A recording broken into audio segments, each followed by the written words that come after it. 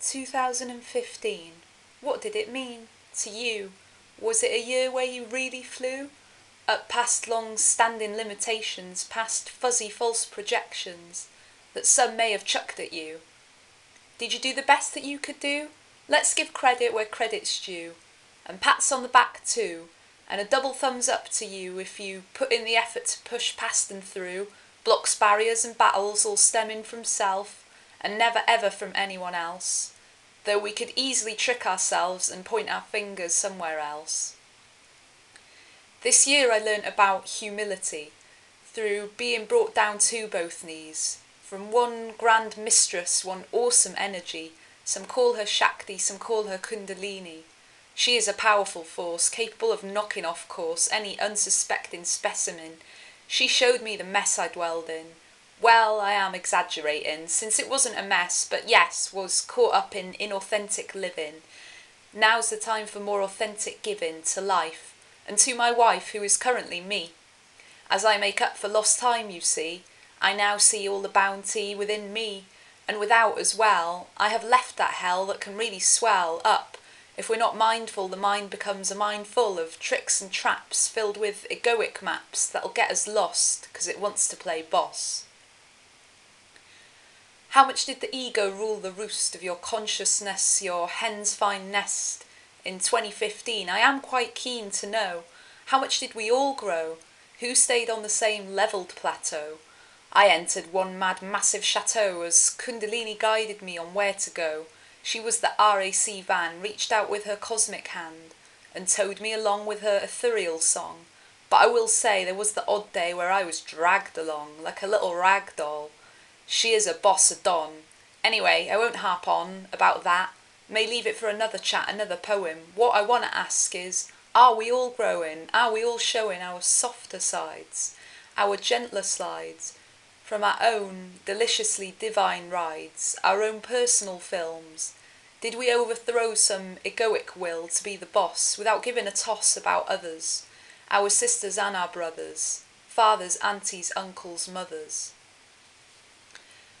I know some of us really do care and some of us really do dare to live authentically. It hasn't always come easily, though honestly, naturally, it's the natural way.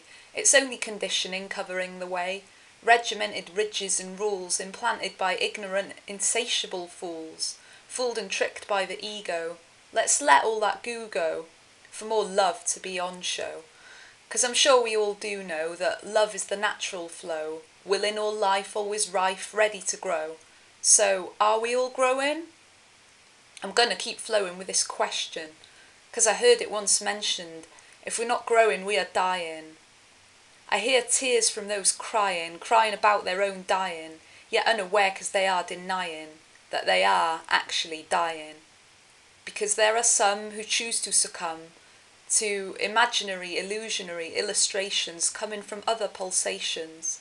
They point and shout, she's the lout, she's the one to blame, she should really be ashamed.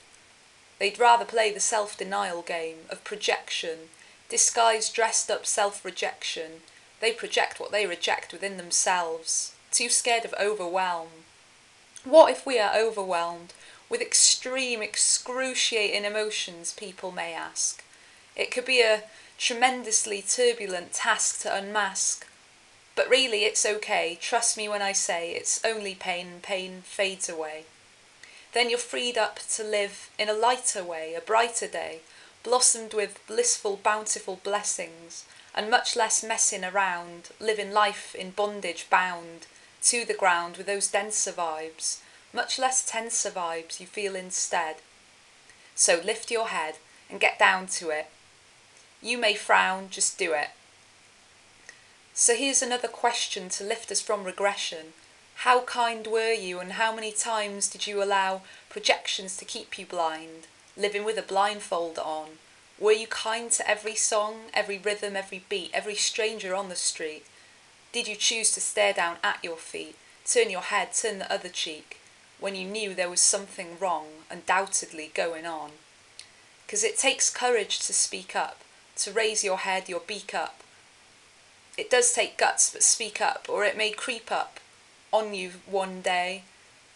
The guilt of following the lost pathway.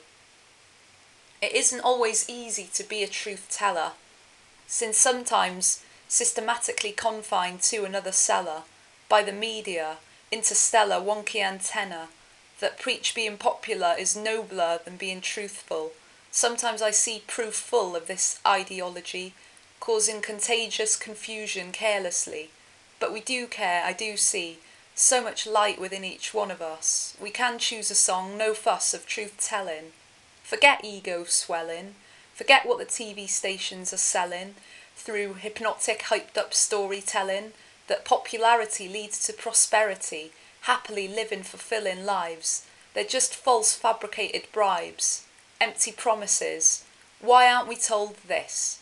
Follow your bliss, be truthful, be honest, be courageous, defy comets that could crash crushingly down on those unlovingly projecting crowns. Again, it's just rejecting ourselves. So dig deeply, delve, breathe deeply, know thyself.